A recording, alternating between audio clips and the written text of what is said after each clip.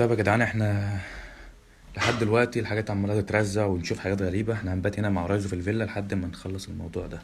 فادعوا لنا ان شاء الله ربنا يكرمنا، ولو كده هنحاول نخلص الفيديوهات دي وننزلها لكم بكره، واعرفوا ان احنا قاعدين هنا في البيت، انا وهيلا ورايزو ومحمود فرج. طلع محمود وانس بره هنا بيشوف الحاجه اللي بره، وبان بيعمل ستوري. فنستنوا ان شاء الله الفيديو ده لو نزل بكره، فاحنا يعني مش هنسكت غير لما نجيب اخر الحاجه دي، وان شاء الله تبقى حاجه سهله باذنك يا رب. ادعوا لنا وخليكم في ظهرنا.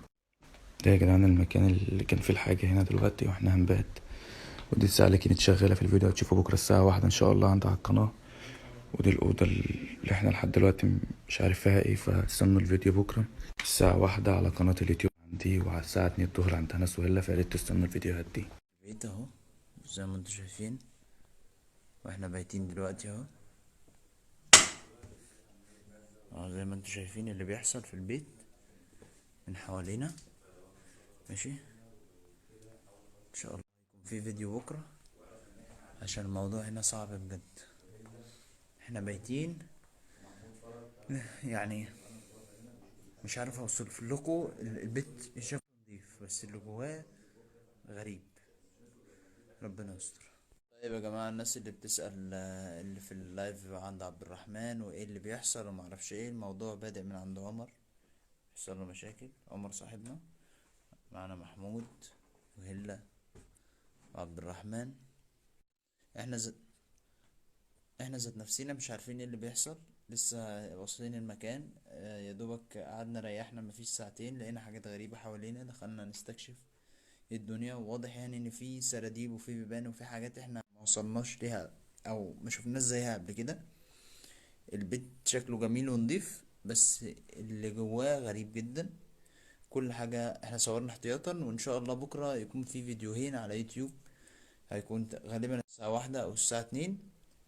وان شاء الله 1 و2 زي ما قال عبد الرحمن.